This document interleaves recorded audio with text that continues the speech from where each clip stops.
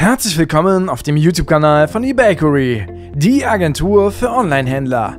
Im heutigen Video wollen wir euch zeigen, welche Schritte nötig sind, um JTL WMS einzurichten, worum es sich bei dem Lagerverwaltungssystem von JTL Software handelt und wie sich dieses von der JTL Wavi-Erweiterung Praktisch Plus unterscheidet, das könnt ihr dem Video oben rechts entnehmen. Vorab wichtig zu wissen wäre, dass JTL WMS auf dem Prinzip der chaotischen Lagerhaltung beruht. Das heißt, dass der Lagermitarbeiter bei der Einlagerung einen beliebigen Lagerplatz auswählen kann. Das heißt, die Artikel werden nicht nach einem festen Ordnungssystem abgelegt. Das hat mehrere Vorteile. Natürlich funktioniert dadurch die Einlagerung schneller, dadurch wird laufwegoptimierte Auslagerung möglich. Zudem ist es einfacher, bei der Kommissionierung verschiedene Kommissionierzonen zu erstellen, da die Wahrscheinlichkeit, dass jeder Artikel in jeder Zone liegt, bei der chaotischen Lagerhaltung viel größer ist. Somit brauchen verschiedene Picklisten im Nachhinein nicht mehr zusammengeführt werden.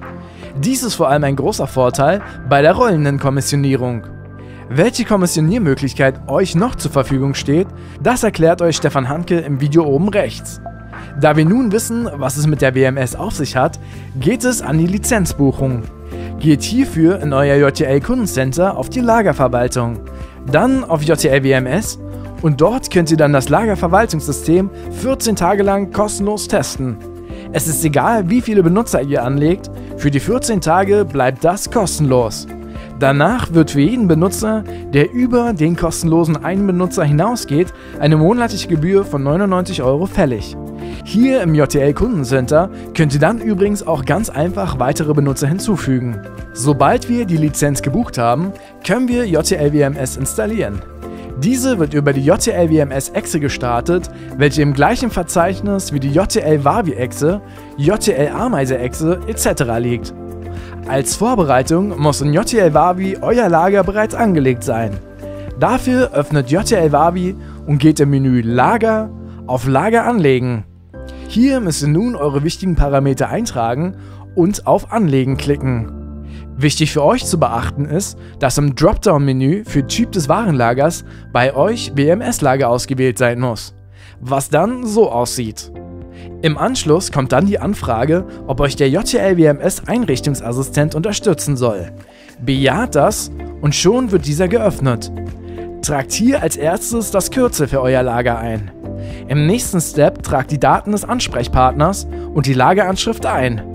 Die Straße, die Postleitzahl und der Ort sind Pflichtfelder. In Schritt 3 folgen die Lagerdimensionen, also wie das Lager aufgebaut sein wird und somit auch wie die Lagerplätze in eurem Lager bezeichnet werden sollen. In Schritt 4 muss der eben angesprochene Versandprozess ausgewählt werden. Easy Shipping ist bei JTL WMS kostenlos dabei. Die anderen beiden Auswahlmöglichkeiten sind Module, die erst freigeschaltet werden müssen. Wir wählen für uns einmal Easy Shipping aus und möchten euch nun die im nächsten Schritt vorkommenden Konfigurationsmöglichkeiten erläutern. Bei der maximalen Anzahl kann angegeben werden, wie viele Produkte auf eine Pickliste maximal drauf sollen. Der Wert sollte so gewählt werden, dass der verwendete Kommissionierwagen nicht überfüllt wird. Wenn die nächste Option aktiviert ist, können Aufträge mit genau einem Artikel und mit einem Scan verpackt werden. Das zweite Checkmark-Feld aktiviert, dass bei Versandart mit Verwiegepflicht die Option Direktes Verpacken nicht gilt. Durch Aktivierung der Option Verpacken mit einem Scan aktivieren wird bei Easy Shipping zusätzlich ein Mengenfeld mit angezeigt. Anstelle einen Artikel öfter zu scannen, kann nun vor dem Scan des Artikels die Menge in diesem Feld eingegeben werden.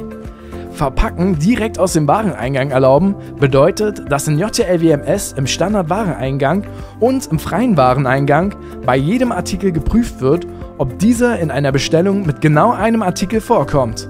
Falls dies der Fall ist, wird direkt der Easy Shipping Dialog aufgerufen und der Artikel kann direkt verpackt werden. Wenn ihr eine ausführliche Erläuterung zu der rollenden Kommissionierung und den Versandboxen haben wollt, dann schreibt uns das in die Kommentare. Anschließend folgt noch der Wareneingangsprozess. Wenn ihr mit mobilen Geräten arbeitet, checkmarkt dieses Feld. Im Hauptteil könnt ihr auswählen, wie mit Überlieferungen umgegangen werden soll. Zulassen, nur mit Nachfrage zulassen oder nicht zulassen. Im unteren Feld kann definiert werden, ob und in welche Kategorie im freien Wareneingang neue Artikel angelegt werden können. Hiermit können Artikel, die in JTL Wavi noch nicht existieren, direkt in JTL WMS aufgenommen und vereinnahmt werden. Die Identifikation und Pflege der kompletten Artikeldaten findet später in JTL Wavi über die eingestellte Kategorie statt. Den nächsten Schritt lassen wir aus, da als Voraussetzung das Modul MHD Chargen Seriennummern aktiviert sein muss. Damit ist dann die Einrichtung abgeschlossen und ihr könnt auf Fertigstellen klicken. Damit haben wir die erste Hürde gemeistert. Wenn ihr in Sachen JTL immer auf dem neuesten Stand bleiben wollt, abonniert den eBakery YouTube-Kanal. Wir hören uns dann morgen wieder. Macht es gut, euer eBakery-Team.